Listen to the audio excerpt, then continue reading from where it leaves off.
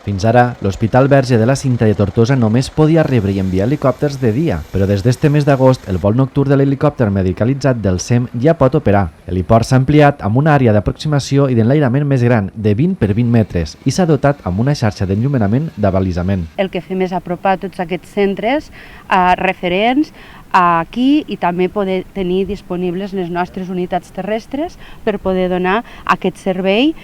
Mentrestant, estos vols tenim la possibilitat de fer-los en este horari nocturn. La inversió ha estat de 182.000 euros. La previsió és que pugui traslladar fins a un centenar de pacients crítics o greus a les regions sanitàries de Tarragona i Barcelona. Els trasllats de nit fins ara es feien amb ambulàncies, vehicles que a partir d'ara quedaran més lliures. Tot són previsions i tot són projeccions, però aproximadament es podrien beneficiar de l'ordre de quasi uns 7 malalts a l'any, des d'aquest punt de vista, que necessitessin aquests recursos d'alta tecnologia fora de la regió. Jo no parlaria tants en números perquè simplement en un pacient que poguessin fer un trasllat nocturn i això suposa que per a ell salvar-li la vida o millorar-li la qualitat és una inversió que per a mi està donada per pagar.